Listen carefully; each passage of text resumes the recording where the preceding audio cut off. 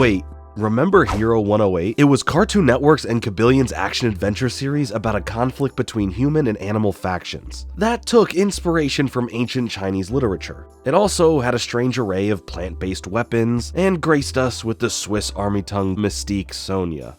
Yeah, this one's unique. Created by Yang Ming Tong and released on March 1st, 2010, Hero 108 introduced us to First Squad, a team of warriors sent on missions to undo the chaos created by the dastardly villain, High Roller, and restore harmony between humans and animals. Along the way, enemy factions become allies to our heroes, ultimately resulting in a team consisting of, you guessed it, 107 heroes. But wait a minute, what happened to the 108th hero? Well, today we'll be taking a look at Hero 108, its world building, episode structure, and its surprisingly memorable cast of characters. Also, you may be able to tell that I don't really have a voice right now. I don't know how to take a break from making videos, so I hope you enjoy. Wait!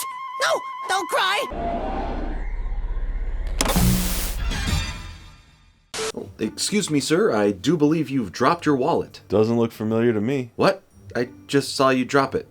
Here. Nope, it's not mine. It is yours. I'm trying to be a good person and return it to you. Return what to who? Aren't you Jordan Fringe? Yep. And is this your ID? Yep. I found this ID in this wallet, and if that's the case, this must be your wallet. That makes sense to me. Then take it. It's not my wallet. Why you... Hey, just take it easy, man. That's not my wallet.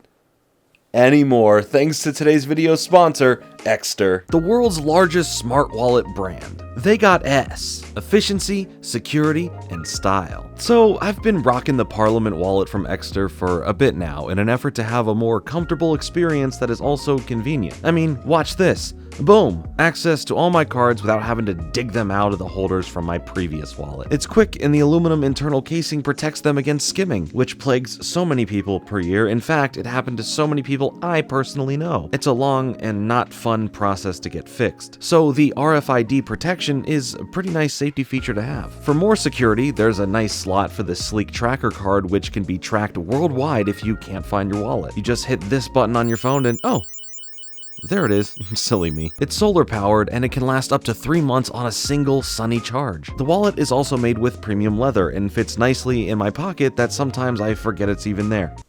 Phew.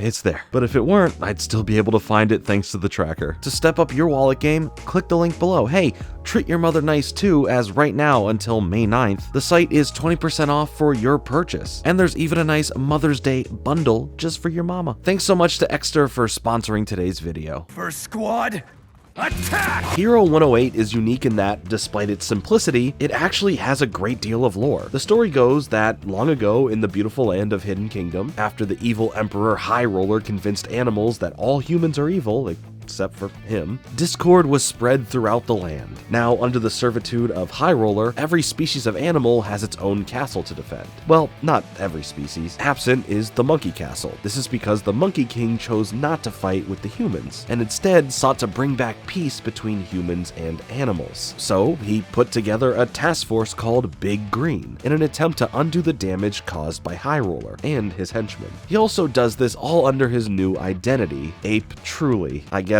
totally not Monkey King would have been too obvious. Almost every episode of Season 1 follows a simple structure.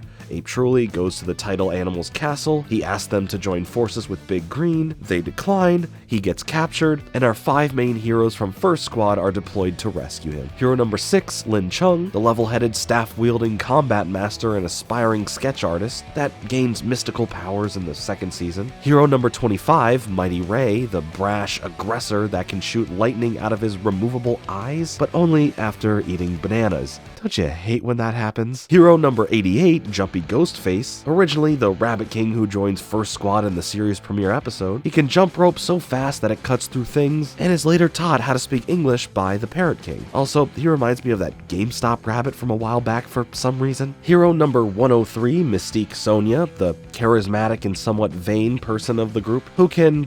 hang on, let me check my notes here real quick.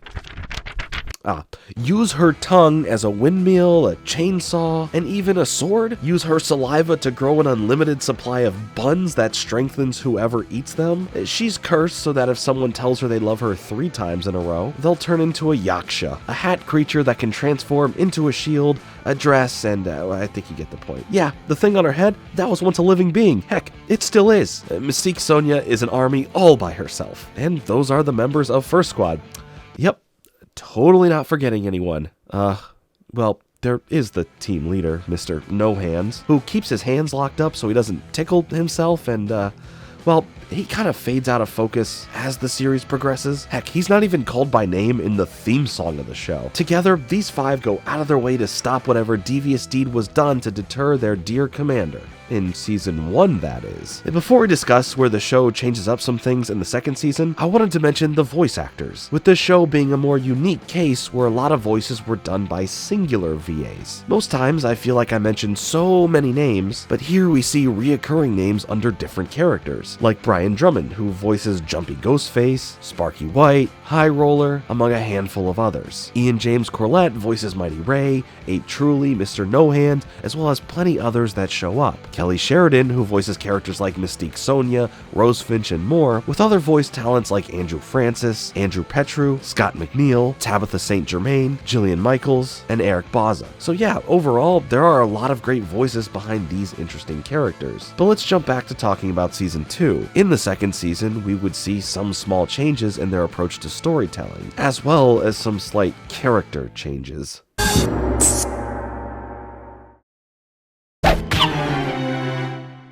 Season 2 reveals that High Roller was working for an even bigger bad guy named Twin Masters, a being full of chaotic energy, paving the way for Lin Chung's harmonic energy. It's purple, and it does whatever the episode needs it to do at the exact moment it's used. With these changes of power comes a small change in the structure. Gone are the simple animal castle titles, and new are the plot-based titles. Now, First Squad goes on journeys for items to aid them against Twin Masters on their quest for peace, raising the stakes without making the plots too complicated. A benefit of the show's simple structure of an overarching plot that allows for exploration, even if the episode isn't integral to the narrative, is that it lends itself well to the characters. Through these different encounters with different animals, we learn more about each individual team member and by extension, the world around them, paying special attention to continuity. In season 1's episode, Turtle Cannon Competition, we meet Second Squad, a team comprised of Big Green's second best task force, led by Alpha Girl, who forms a bitter rivalry with First Squad, but by season 2's episode Second to None, after her whole team is rescued by Lin Chung, she's willing to put aside their differences, even going so far as sacrificing herself to save Lin. She gets better though, but you know what doesn't get better?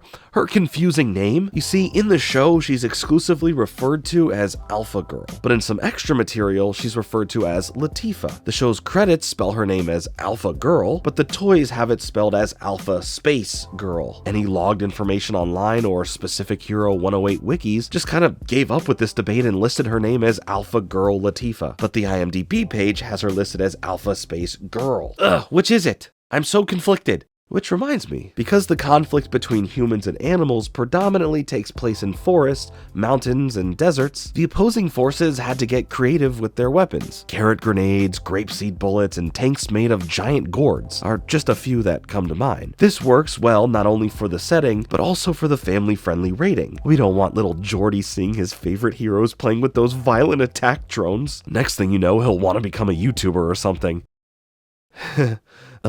Speaking of heroes, earlier I mentioned this series taking inspiration from Chinese literature, the novel in question being none other than Water Margin. For those who don't know, Water Margin tells the tale of 108 outlaws, or Stars of Destiny, 36 heavenly spirits, and 72 earthly fiends, or demons, who seek justice under the rule of an unjust government. Each hero of Big Green is given a number associated with them, each number loosely relating to the respective outlaw from 1 to 107. But what about the 108th hero?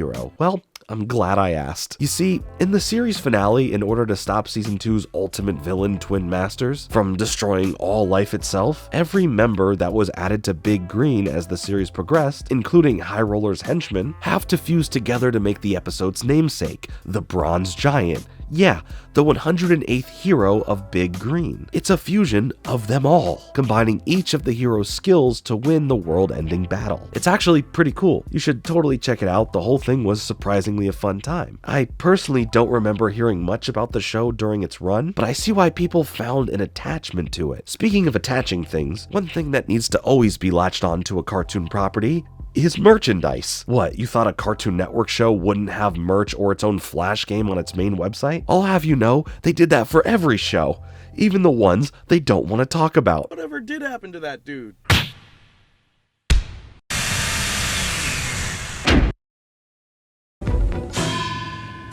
Anyway, the series spawned a variety of toys, which had some really cool packaging that helped them stand out. Comics that never got translated into English, some trading cards exclusive to Taco Bell, and games.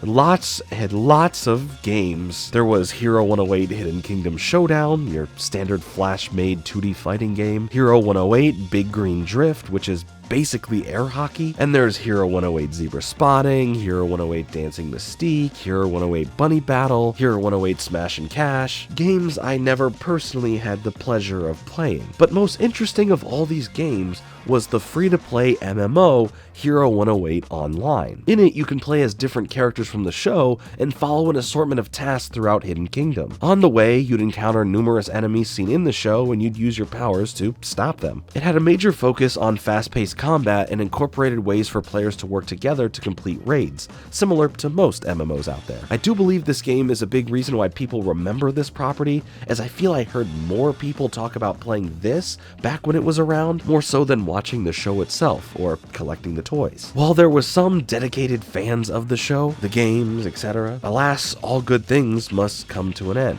In 2012, Cartoon Network aired Hero 108's final episode, and that was that. Some shows I've covered in the past ended on a cliffhanger, others with shockingly weird finales. But Hero 108 is a show that had a satisfying conclusion with an ending that lends itself well to a continuation if any further interest is shown. Personally, I'd like to see this world again, whether it be through an animated continuation, a video game, or heck, maybe translate those comic books. There's still room for these characters to grow and questions to be answered. How would the members of First Squad feel about Ape Truly's secret identity? Sure, First Squad sees him in his true form in the episode Deer Castle, but none of them realize it's him. If the humans found out their leader in the battle against animals was secretly an animal this whole time, would it cause an even bigger divide between humans and animals? Would they cut off their ties with animals entirely, replacing their turtle treads with robot treads? Would the members of Big Green have to advance their technology to the point of no longer needing the assistance of animals? Would Mystique Sonia ever be freed of her curse? But most importantly,